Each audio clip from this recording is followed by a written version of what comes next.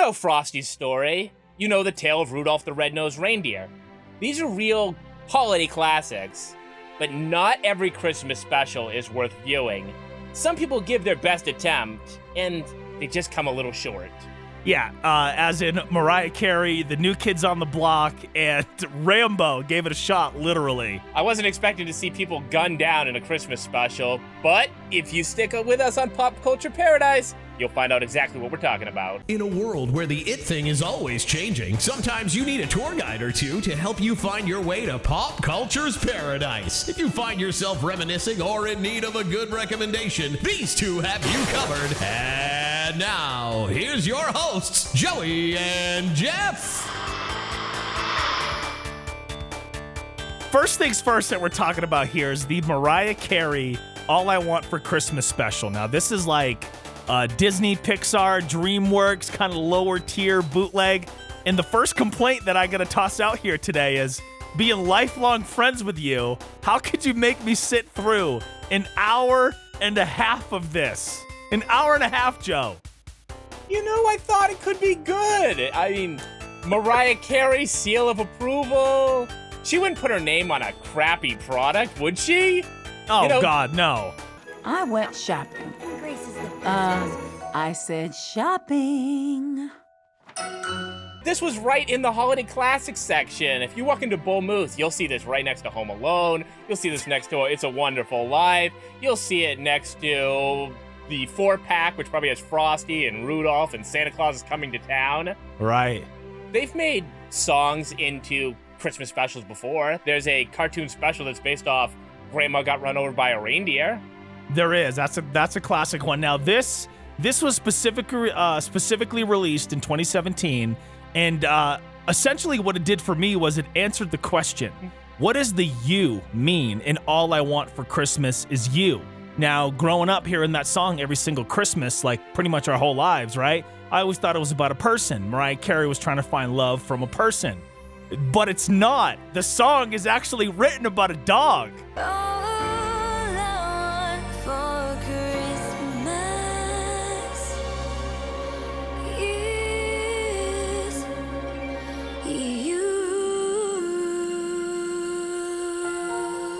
She's just trying to get her first dog. She's a little girl. She wants a puppy. I gotta talk about a pickup dog. That's all she wants for Christmas is a puppy.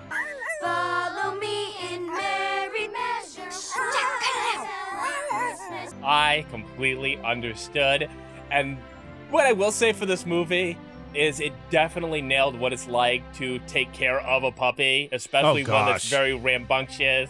And like, if you're a pet owner, you can totally understand that you absolutely love the animal, but you also want to strangle it or like send it outside, or you reach that boiling point where you're like, it's no longer cute. I'm done. I'm fed up. There's a point where it ruins like one of her recitals or something. The spring musical wasn't looking so great at that point. In fact, it looked like I could say goodbye to choir altogether thanks to Jack. Or it chews like her shoe for like the third time, and she's literally on her bed crying that she's failing so bad at raising this dog. Well, because essentially Mariah wants this perfect, prim, proper princess was actually the name of the dog that she wanted. Of course it was named Princess. Oh, that's such a perfect name. Princess. That was it. I was hooked. I didn't want just any dog anymore. I had to have Princess. Yeah, she had out the pink collar picked out for her, the whole nine, right? But her dad, oh my goodness, this guy made my blood boil almost this entire film. He sucked. And I shouldn't have cared as much as I did, but I'm like, screw it. I gotta watch this for the show. I might as well, be invested in it. This guy, he was just a miserable father. All right, so his plan is that he's gonna bring in a puppy into the house, this puppy named Jack, right? Jack turns out to be the coolest, but the reason that Jack is brought into the house is so that he can show Mariah that dealing with some, stray dog is gonna be so difficult that Mariah's not actually gonna want her own dog. And I thought, dick move, man. I'm all about well. That's me. I can do well, I promise. Let me see him. I bet he's so cute. Yeah, he sure is. Something like that. That is a piece of crap move right there. He's, Is that a dog? There's this one part in there where is it grandma or the mom, they're like, yo, a little passive-aggressive parenting when he comes clean about, like, yeah. Oh, that wasn't your uncle's dog that you were watching out for. That was actually a stray, and I just wanted to see you fail so you'd give up. And talk about fatherly encouragement, dude. Golly. I might be a devil of a prankster, but even I wouldn't stoop to such a rotten trick. That's so passive-aggressive? Yeah. And then there's like this other part that's supposed to sound really sweet, and it's like, you have Mariah, who's the narrator in this film. At first, I was like, is she so lazy that she's not going to voice herself? Because Sylvester Stallone doesn't do the Rambo. None of the new kids voice themselves. So I'm thinking, is it just going to be across the board voice actors to be a famous person? But nope, Mariah is our narrator. Yeah. But there's this one part, she goes, you know, Daddy could never say no to me. Yeah, because Daddy don't give straight answers any point in this movie. Daddy could never say no to me. Look, Daddy. But he always figured out a way to do it without saying it, especially when it came to a dog. Never once. He avoids everything like the plague. Any question, no how big, how small, he avoids it, and he is always hiding from questions. There was a bunch of other characters in this though. There was like Mariah's sister, poor Beth. She wants to help out with wrapping presents, building snowmen, but she's just not very creative or good with her hands, so you kind of feel bad for her. You got Uncle Reggie, who we never actually meet, but that's who the father kind of pawns the dog off. Like, that's where he got it from. And when you think it's a little suspicious, too, that, all right, say you're dog watching. Like, I tell you to watch Romo, my dog. Wouldn't you, like, be a lot more worked up anytime he escaped the house and went, like, running off? This dog kept escaping, and I would think there'd be a lot more panic of, the door's open, they could head towards the road. Nope. No. They were just sort of like, oh, you left the door open, another big chase scene, scene. Yeah. Jack, no! Oh. Now, back on the characters, you had the grandpa, who was a complete troublemaker. He was actually one of my favorite characters in this. And he would always mess with the neighbors' lights, their Christmas lights. He didn't like when their lights would blink. So he would find these like special bulbs, and he would change the bulbs on the neighbors' lights. And for some reason, I just thought that was so funny. And then you have he felt Grandma. like he was in a whole other film though. Like, right.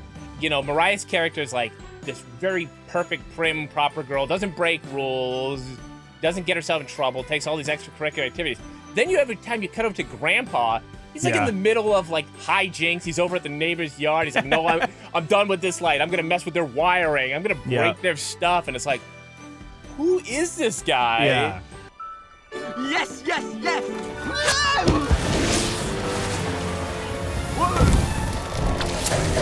Whoa! And they even behind him play like, I swear it was the Home Alone music. Or like a knockoff version of the Home Alone. Yeah, because it was like dun dun dun dun dun dun dun dun dun dun. And like I was expecting the Wet Bandits to show up at any point. Right.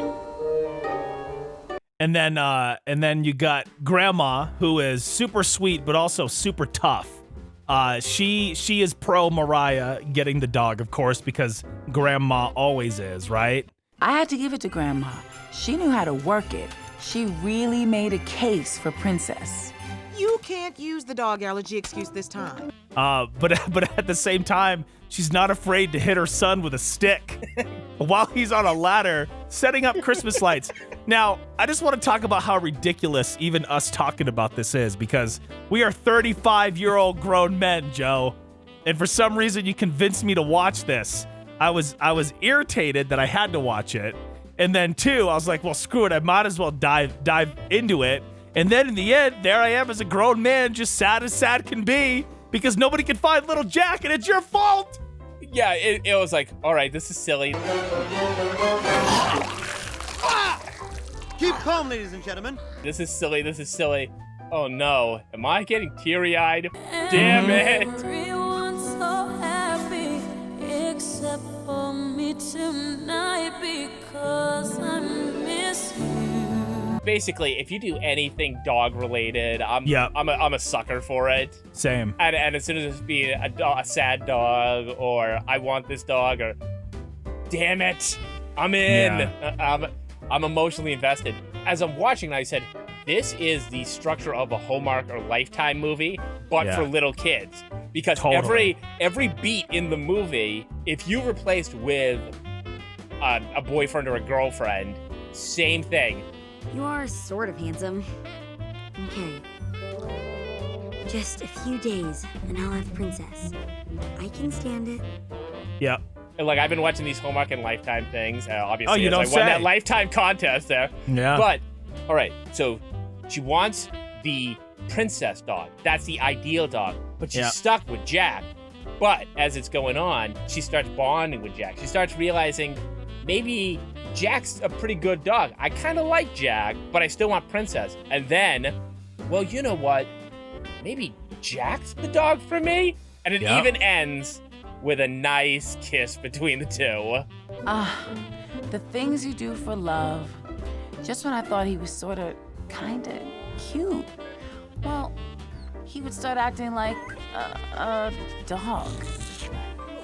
Yeah, well, what ends up happening, throughout the film, is Mariah learns that maybe Jack is the dog for me.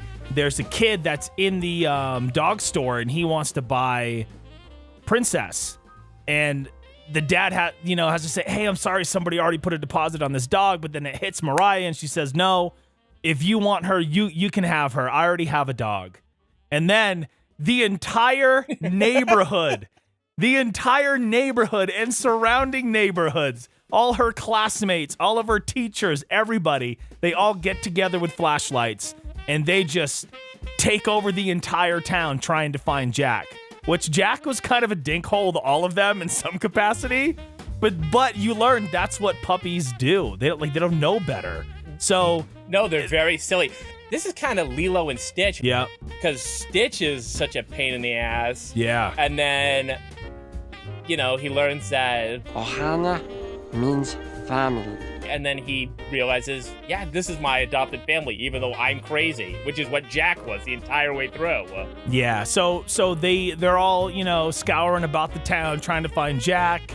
They can't find him. Mariah says that she's finally going to ask Santa for him to find him. And lo and behold, Jack is hiding inside Santa's sleigh. But he's upset with her because she was kind of a jerk to him and never really gave him a chance. And then promises him that she's going to do better. And then that's when he jumps out. They rejoice. And the, fireworks hit. The confetti falls. The snow's coming down. And I just, stand up out of my chair. And I'm just like, oh, it's Jack. I love Jack. I was loving Jack too, and funny enough, it was voiced by D. Bradley Baker, who did the voice of Jack, so I'm like, oh, the guy who did the voice of Omak is Jack. The choices are yours. That's wild. He's not just a talking rock, he's a dog. He's a dog. During the bonding period, I was really relating to everything that Mariah had to do to prove that she could take care of a dog. And, well, he takes her shoes and runs off with him, and then he's like, oh, chase me, takes food, runs off. I could see myself liking Jack better than Princess. I'm not a fan of the foo-foo dogs. No. So I was also looking into it, and I'm like, well, how much is this related to Mariah Carey's actual life? And she does have two siblings. What?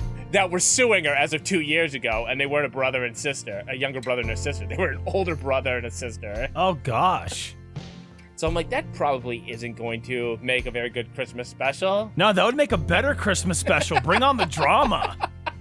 So how did you feel about Mariah Carey as the narrator? I was surprised that she was actually involved in the picture at all. So I thought it was cool. She did fine. I have something for Uncle Reg. I made him a pothole. And they kind of had different versions of her songs and different kind of stuff. And I didn't hate it. I would never watch it again, but I didn't hate it. That was kind of my thing with this is you texted me like, how could you have made me watch this? And then as I'm watching, I'm like, I expected this to be a million times worse. I've been watching for another special down the road, a bunch of other cartoon specials, and like I'm watching this one called like Annabelle's Christmas about like a mute boy and a farm and everything. And it's a much more boring cartoon. And this was good. This was like if somebody put this on in the background, I wouldn't object to it. Yeah.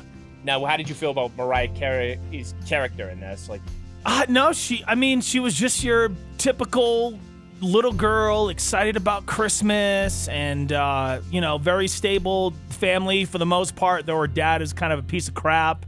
I kind of thought everybody was a piece of crap. Oh, honey, we're doing all red and white this year.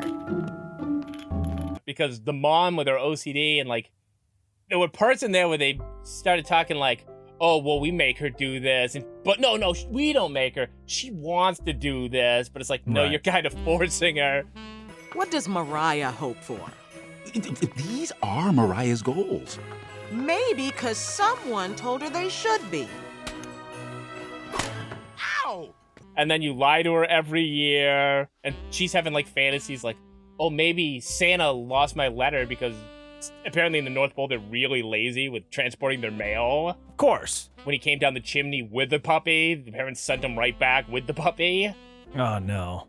So clearly her parents aren't leaving the best impression on her. We find out that he's been lying to the entire family about how he's allergic to dogs, and that's why Mariah can't have one. Lo and frickin' behold, it turns out he's allergic to squirrels that have been ransacking the pantry, and he's not allergic to dogs at all. This guy is a piece of crap.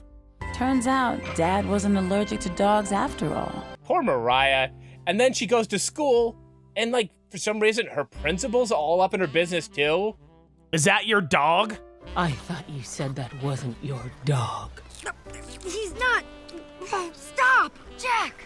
I'm surprised at you, Mariah. I wanted to be like, yo, you're off the clock. What do you care? Why are you scolding her at the ice rink? Yeah, like this is not school grounds, lady. Get out of here. And then like later when the village comes to help find the dog, she's all in that business and it's like, oh, so maybe this is your dog. And your pet. He is your pet, isn't he? Yeah. Yes. Clearly it's a little kid lying because you're putting all the pressure in the world on her. And all she wants for Christmas is you, the dog. Jack the dog. And she gets him. And everyone lives happily ever after. The movie, it hits you in the heart, and then it gives you some comedy in the end when the squirrels come in and they're trying to, ransack the pantry and steal the treats. And then everyone chases the squirrels outside and roll credits, and there we are. And that is where I also was like, all right, this person who wrote it had to have like made some other Christmas movie that was on a Lifetime or a Hallmark or something like that. Because the classic misunderstanding blow up and then, oh, fine, I guess you don't want me as your dog. I'm going to go wander off in the middle of the night. Yeah. That is the cliched, oh, God, you know what? I really do have feelings for this guy, this dog, this girl. Yeah. How could I have been so blind? Yeah. But then for what's supposed to be really strong feelings, the dog's got loose. The door was open. He's gone. Well, we did all we could. Yeah, I mean, hey, hey, I saw him run by. I couldn't stop him, Couldn't you have gone out a little bit longer? Like, they were sitting in the living room. They weren't cold. They weren't, like, walking back into the house and shaking their jacket like they'd been out searching in the snow all day. They were literally like, oh, we called somebody. Okay. Yeah. I wanted to be like Billy Madison and you get your ass out there. Yeah. I was saying that in my head a bunch of times. You get your ass out there and you find that outdoor. Temple Matthews, they're the person who writes those direct-to-DVD, direct-to-VHS Disney sequels. Like, they're the ones who did the sequel to 101 Dalmatians. Peter Pan 2. The Return of Jafar? Peter Pan 2. Jafar's not in Peter Pan. And then there were like Little Mermaid 2. Right. So overall, would you recommend that someone should watch Mariah Carey and her Christmas adventure? I think it'd be a good cute little family night kind of film, with your kids, and just kind of before Christmas time and kind of watch it, especially if they're asking for a puppy. I think it would be the move to have them watch that. I think you're 100% correct. Was it festive? I think so. I think it was very festive. The town was Christmassy. The mood was Christmassy.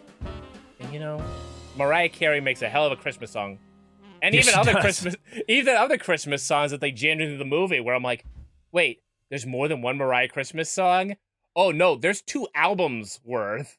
This is going to sell out. Everybody is going to buy this. I had to choose this, too, because you've seen the meme going around. Like, it's getting to that level where, they do the running joke where Die Hard's a Christmas movie. Yeah. Oh, okay, funny observation. You're the first person to ever think of it. And I think All I Want for Christmas Is You being like the ubiquitous song that's everywhere, where you have like that AJ Styles and Undertaker popping up behind him. And it's like retail workers, All I Want for Christmas Is You. Yeah. And it's like, all right, let's move on to another Christmassy thing. This one's dead. It's buried. Right. Once it had the special, it was over. And if I may segue, speaking of dead and buried, that brings us to our next topic tonight, which is Rambo, the Savage Who Saved Christmas. Which was the most ridiculous thing I've ever seen. Get me Rambo. Like, I had just finished watching the New Kids on the Block one, and I was like, all right, that one was 80s all over. It can't get any more silly, especially when we talk about the twist at the end of the New Kids one. Right. But then the first thing I'm seeing here is Rambo, his muscles are shaking. He's like ready for action. He's the Freedom Force. Liberty's champion is unstoppable. Rambo. So my first impression was, wait, this is a cartoon? I thought this was going to be a real movie. And then I go, no, that's stupid. There's no way that Sylvester Stallone said, hey, you know what'd be good? Is a Christmas Rambo. So it's like, oh, well, of course it's going to be a cartoon. And then my other observation was the guy never wore a t-shirt. Opening scene, talk me through it. All right, so we're in Colorado, so welcome to your new surroundings. Why we had a hiatus. Maybe this is a place cool, you can right? stop at. I hate all this snow and cold weather. What do you expect from Colorado? It's snowing like crazy, and you see these. He's in the mountains too. Yeah, you see these armored trucks pull up, and this is Havoc. Havoc is Rambo's archenemy. Force of Freedom can't stop me now. I'm sure I'd learn more if I'd actually seen the other 64 episodes before this one aired. So wait, this wasn't like a one-off? No. There was a ton of Rambo cartoon? Yeah. Wow. It was the Freedom Force. As you can tell, he's Liberty's champion. Golly. With Mechanical Genius Turbo and Cat the Disguiser. Right. Helped by the mechanical genius known as Turbo. And the master of disguises named Cat. Well, the first time you see Rambo is in the middle of the snowstorm because some stupid freckled-haired redhead kid with no Christmas spirit at his orphanage, could be obviously Christmas and orphanages are like... Right. You can't have a special without some sort of orphanage. No. Well, this kid wanders off, and as he's wandering off, what does he do? So, well, of course, he like falls, he hurts himself, but first things first, he has the single most powerful flashlight that I have ever seen in my entire life. And if you can lay over the clip right here, this thing lights up the entire sky. This kid has the wherewithal to send out a SOS, save my ass signal, and Rambo just happens to be in the air, hanging off of a helicopter without a shirt on. Hey, you better stop down there. Someone needs some help. Somebody's flashing an SOS in Morse code. He's one-handing the side of the plane. He has no parachute. No. Nothing holding him into place in the middle of a snowstorm. Like, it's a blizzard. You would not fly a helicopter out in this thing. But no, here he is, all the care in the world, and he finds this one kid who knows how to send out a signal. Yeah. And goes to rescue this kid. And then it gets even crazier from here. As he's rescuing this kid, he brings him to see Santa Claus. Well, kind of, yeah. That's one good thing about having Rambo as your friend. He's always there when you need him. And this is where things get really, really interesting. As opposed to what we've already started off with. That was Gangbusters opening, but this is where it gets very, very, interesting.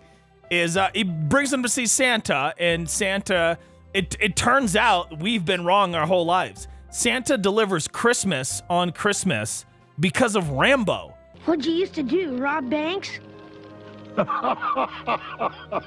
Oh no, little friend. Because Rambo back in the day pulled Santa out of the gun business. Out of the gun business. How crazy was that reveal? Oh, I wasn't always like this. Rambo saved me from a life. You were bad, Santa? Well, I used to work for some very bad people. Guns? Yeah. Bombs. Explosions. I used to make weapons for a country that wouldn't hesitate to use them. Weapons? You mean like guns? Bang, bang? So Santa, essentially he used to work for, the Russians or the Soviets or whatever the heck they were.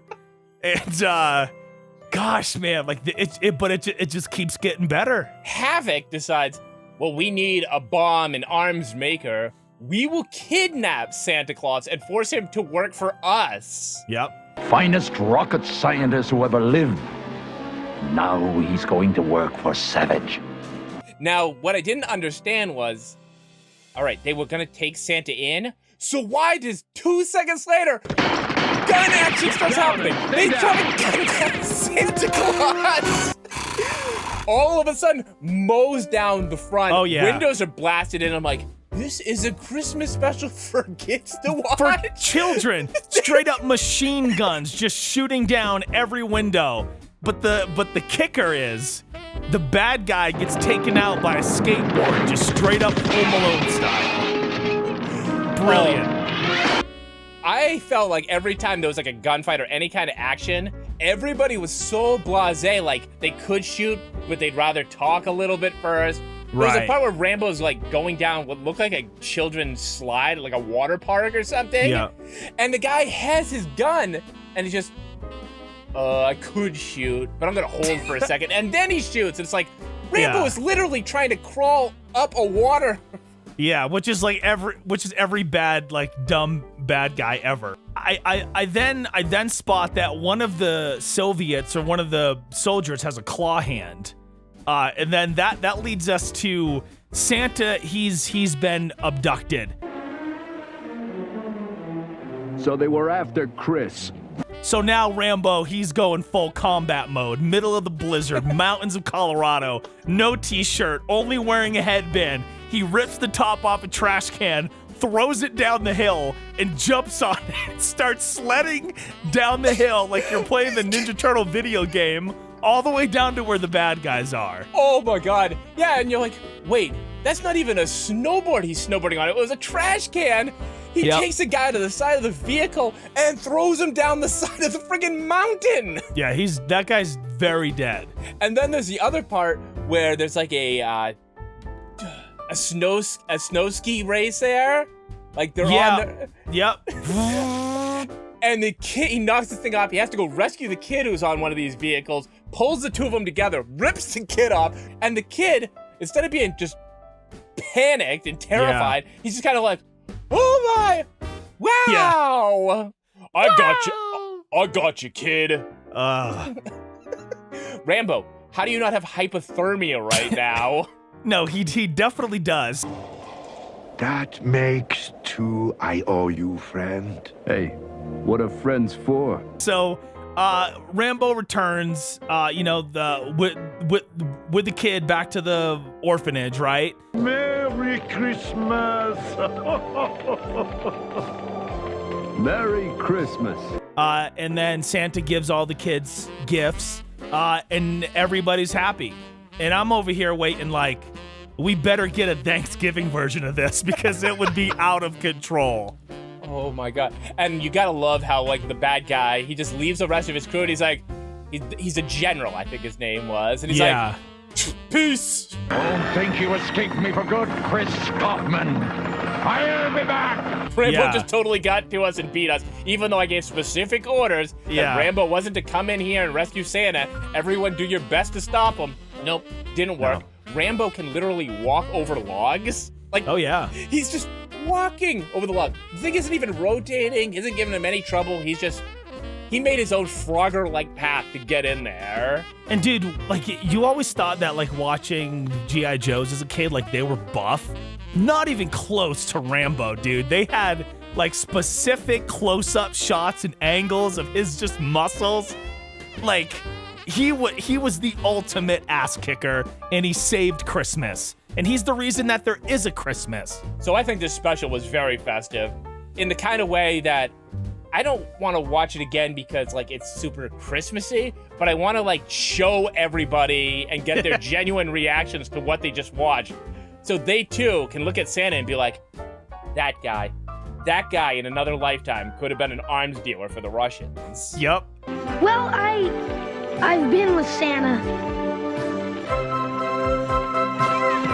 But thanks to Rambo, not Rudolph, thanks to Rambo, Christmas was saved. Now, I wouldn't watch the Mariah one again unless I was older and I had a family and a kid. But this one, dude, I'm going to watch it again tomorrow. It was just wild. I liked it. 10 out of 10. It's one of the only cartoon specials where I can say that there was a drive-by that took place in it. It was more of a sled by. They're kind of out there. Well, you know, that kind of makes sense why. Did you notice at the orphanage at the very beginning when the little boy Brian is having that argument with the little girl?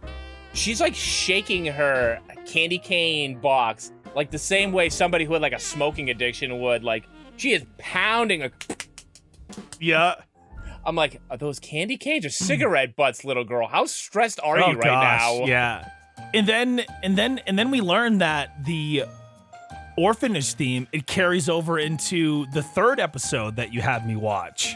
And that is featuring our new kids on the block. It's Joey, it's Jordan, it's Jonathan, it's Danny, it's Donnie. Oh, oh, oh. Oh, oh, oh, oh. What's on this special? Some Christmas stuff. It was, dude. I thought that it was going to be live action, just like I did with the Rambo, then quickly was like, this is kind of a hybrid of both, because you get the cartoon, the main story, but then there's a lot of random cut-ins of, like, live concert footage and just live stuff of the actual boys. Well, there's, like, this one part where they get really excited, like, we're going to work together as new kids. And then they go to, like, high five, and then it briefly morphs into live action, and then back into the cartoon, and I'm like, that's a YouTube edit. Oh, totally. Guys, you know my mom. Christmas is her big thing. We understand, Joe. Being with family at Christmas is important, but so is lending a helping hand. Yeah, you're right. We'll take a later flight. Yes! Because, like, when it opens, it's the actual band, and they're kind of talking about what Christmas means to them. And then you get the transition into the cartoon stuff. The thing that I noticed right off the bat was all the rat tails that they had. That was just epic. So sick. It was the perfect haircut for the late 80s. Like, I'm sure there's a picture of you around with the rat tail, and you look exactly like Danny. Not yet. It's growing out right now. After watching that, I'll tell you what. So one of the things I wanted to ask you was, what was up with the real pictures that would just sway across the screen in the shape of Christmas ornaments at random times throughout the episode? I think they just wanted to, like, remind people that this is new kids, because no new kid voiced themselves. Gotta go with the flow, bros, and think about the Boston snow. I don't know, Jordan. Just doesn't look right. All right. Coming through. That's kind of a bummer, though, that it wasn't really them, right? If Mariah can take the time to narrate her own movie an hour and a half, they can voice a 20-minute cartoon, right? I think nowadays you could get a traveling sound system to go on tour with Mariah, that she could take her own time, as opposed to maybe back in the late 80s where it's like, you really got to go to the studio while we're on tour. Could we do it on the bus? Nah, the quality wouldn't be the same. Yeah. Like, there's probably more limitations on their time. Yeah, I get you. But I totally got where you're like, oh, this could be live action, because it starts off with Donnie Wahlberg talking about meeting Santa 3 times. 3 times. I met him 3 times. Santa Claus is on the way. And I'm like, wait, well, what are you talking about, Donnie? Well, like one of the things for me were just the transitions in between scenes, and one of the scenes it comes to is somehow one of the new kids is bummed out about Christmas, of course, and then some kid kind of swindles like him and the entire band to show up at his house. I'm okay. I'm just not hyped on Christmas this year, B-Man. Ought to be something more to it than this. Just gotta get him back to Boston. I'm on a secret Christmas mission. I need your help. Come on, I'll explain on the way. Oh, yeah. Secret mission. I gotcha. You need a lift. Hey, we can do that. Like imagine if you swindled NSYNC and they showed up at your house when you were teenagers. Chrissy would lose her shit. The new kids on the block! Merry Christmas! You're not really the new kids, are you? Marta, I think we're your Christmas presents. And so I wrote down in the notes, I'm like, all right, how come this mom is that cool with 5 teen boys going into her teen daughter's bedroom? Yeah, and she's just on the phone like, well, I got charity work to do. I got to get these kids their clothes and their blankets. Have fun with the 5 teen boys. Yeah. So anyway, I'll be there at 3. Yeah, she just keeps going. It's the new kids on our block! Like the way that it was kind of drawn and the way that it was animated, correct me if I'm wrong or if you didn't see it this way, it looked very much like the Ninja Turtles cartoon in the early 90s. Michelangelo, Leonardo, Donatello, and Raphael, the Teenage Mutant Ninja Turtles. The good guys who always wear green? Catch the new adventures of America's heroes in a half shell, 5 days a week. Today at 3:30 on Channel 11. It did have that kind of animation. Well, because this was 89, 90. Was it? So this would have been in the same morning blocks as those type of shows. Yep. They were definitely going for radical. You got to admit that. Couldn't this fit in the trunk? No way. My family is gonna have the most ballistic Christmas money can buy. I'm not letting these high-tech babies out of my sight. There were so many instances on here where I was like, all right, what is this Boston slang that they're trying to appropriate? Oh, yeah. Then there was, yo, Joey Joe. I'm like, no one's called me Joey Joe. Donnie, I thought you said one quick stop. Well, just stay long enough to spread some Christmas cheer, Joey Joe. No, or you get from Santa, ho, ho, ho, ho, homeboys. Ho, ho, ho, homeboys. Yeah. Oh, I felt like half the time we had some of the stiffest line readings. Yeah. Like, they stopped and started every single second to get the best possible take, but none of it sounded like a natural dialogue. No, not at all. I'm Albert. Knew you'd come. Yo, what are you doing here on Christmas Eve, kid? Oh, it was beautiful. So what happened in this special? Well, I can't remember which member of the group it was, but he's kind of bummed out. Who was that again? Believe that would have been Donnie. So he's like super bummed out, just not really into Christmas this year. And similar to kind of Rambo, aside from, you know, no shirts and headbands, he comes across this kid, and I don't really even understand, but for no rhyme or no reason, he's just following this kid wherever the kid wants him to go. I all of a sudden I'm looking at him like, wait, why does this kid have such a command over like, hey, can you guys do me a favor here? I came backstage. Can you come with me? Well, we're all going on vacation. We have our family to go see. Our flight's about to leave. And no, you know what? Fine. Let's go with this kid. We'll get that one thing completed. The one thing that also I didn't understand was, why were the managers so intent on getting the kids home? What could happen, huh? Donnie said they're just gonna make one stop. Oh no, not on Christmas Eve. Yeah, they were just like, that was their main goal, their main objective. And then what's kind of cute about the way it ends, it's that like they couldn't get home for Christmas, so they kind of brought Christmas home for them. And I was like, well, that's kind of sweet. You know, you see all the family arrive on the bus. Like, what? That was kind of cool. No, you didn't see all the family. You know what was missing? Who? I didn't see one dad. It was just, wait a minute. It was all the moms. Wait a minute, let me think about this, because I'm like, oh, well, that's cute. You know, all their family showed up. So you mean to tell me they just left all the fathers at home? And I guess the siblings or anybody else. I mean, other than Jonathan and Jordan, who are already brothers, they'd have the same mom visit them, but yeah. Jeez, I didn't even realize that. I'm like, oh, well, look at that. Their families are here. It's just all the moms.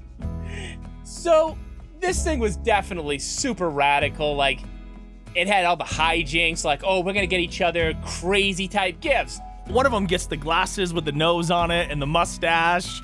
And he's like, oh, great, this is cool. They're all excited about it. Jordan, a Flirt Alert fan ducker disguise. Wow, I could use a ton of these. So you know what phrase I want to use? So there's a point in this special where the kid's like, hey, can you help out with our charity event? We need food and shelter and blankets, and the new kids on the block are going to be the perfect people to help our charity. So then somebody goes, all right, we're going to posse up and do some shopping. Let's go. Posse up. Posse up. We're going to buy out some stores. You know, one of the things that kind of popped out into my mind, it was almost like the band was kind of low-key hostage in that house, and they were just there, and they had to perform for everybody, and they couldn't, like, stop. They just had to keep going. Did that come across weird to you, or no? I feel like one of them was doing it to appease the rest of the band member. The bad band member was like, I'm not feeling Christmas. We might as well be here. And then you have, like, Joey McIntyre's like, I want to go home. I got food waiting for me. Yeah. No, this has to be about the children. About what are we really doing this for? New kids about doing good deeds. New kids are a brotherhood. Oh, what's Christmas without Mom's homemade pumpkin pie? Hope she'll save me a slice. Not everyone can have a new kid's Christmas, Joe. Yeah, you're right. Some kids don't have any Christmas at all. And then I was like, oh, now they got the 80s stands, because then they're like, well, we can't just do it alone. We got to do it with the girls who love new kids. And then all of a sudden, there's like 10 girls. Yep, to show up. Their stands went out of control. Look, it's the new kids on the block. Jordan, can we have your autographs?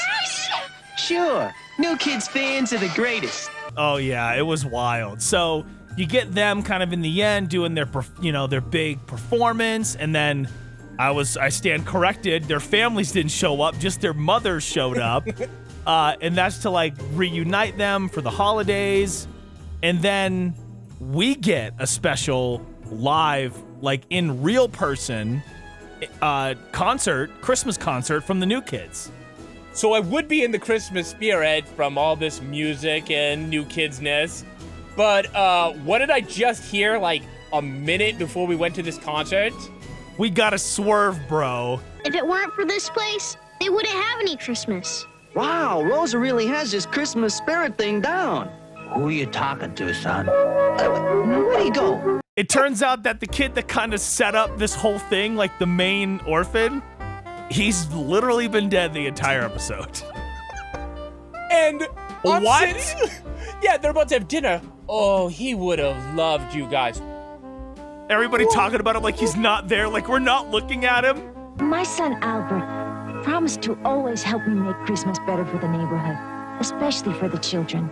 Albert's gone. Because the whole way through, it does have this sixth sense thing going on where they're like, oh, who are you just talking to? Or where did that kid that you saw go to? So apparently new kids on the block can all see this ghost child. But nobody else. Nobody else saw it. So they just thought new kids showed up 'cause. That makes things just so awkward.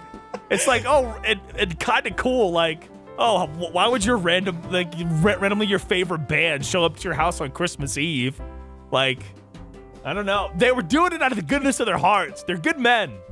Are they good men? There was one scene where they're out shopping, and I am pretty sure that the cartoon implied that the girl gave Joey McIntyre a hard-on because you see her climb up a ladder, right? Hey, yo! And it cuts back to Joey Mac, and then you hear boing. No, they did not. I must have missed that. And then you find out that not only was this kid dead, the reason that the parents, Joe, just we the mom, don't use the word dead. We use passed away. All right, let's be respectful here. Fine, they were Christmas spirits at this point. Yes, they were Christmas spirits. And also at the beginning, there was like a literal Christmas spirit going throughout the town. It was like this blue laser, and I'm like, what is that supposed to be? Is that the spirit of Christmas itself?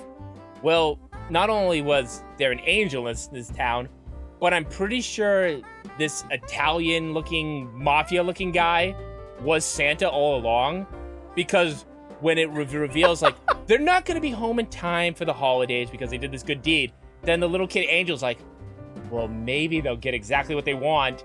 He looks over, winks to this other guy, and then, boom, bus pulls up. I think they could use some help. Are we talking about the cab driver, the guy that or the bus driver? That was Santa? I believe that was Santa. He does give the wink and the high five. And I was like, oh, well, maybe they're just happy they got them there so quickly. Nope. That makes sense. So, depending on who you believe here today, Santa used to be an arms dealer for the Soviets, or he's a Italian bus driver in Boston. Beantown Posse's heading home for the holidays. How about you, Dick? You know, I've looked at Santa so often with all these Christmas decorations, and I've never looked at him like an arms dealer. So, with that in mind for your Christmas spirits, are we going with Rambo, New Kids, or Mariah? For me, it is simple. Rambo. Rambo. I gotta go with Rambo too. I like the story. I love the action aspect of it. When I watched the New Kids one, I'd probably watch it again just because I think I missed some stuff that you picked up. Granted, I wasn't watching as closely as I probably should have been, but I definitely gotta go with Rambo. It's so outrageous. It just to learn that he's the reason that we have a Santa Claus. Santa Claus the arms dealer. If you don't feel festive after that, I don't even know who the heck you are. No. If you like this and want to see more stuff on the channel and maybe more Christmas stuff or other things that we discuss, what the hell do they do? Like, comment, subscribe, all three if you're feeling up to it. And Joe, quick question. Rambo didn't do a New Year's Eve special, did he? I want to see what Rambo's doing for Arbor Day. Oh my God. Rambo on St. Patrick's Day. Independence Day. Could you imagine? Independence Day would just be too much. Yeah, it would be overkill. It'd be like, was this one directed by Michael Bay? Because it's just a little bit too much. He is literally hanging shirtless out of a helicopter on Christmas. Okay, what the heck do you think he's gonna do to celebrate our nation's independence? Grenades, a lot of grenades. Speaking of that, the only thing that I can think of too is there was a guy who shot a rocket launcher in that special at a reindeer, and we just glossed right over that. Well, yeah, we did. How dare we? That is ridiculous. Well. It was a lot to take in, Joe. You gotta cut us some slack here. So that's been Christmas. Thank you for watching.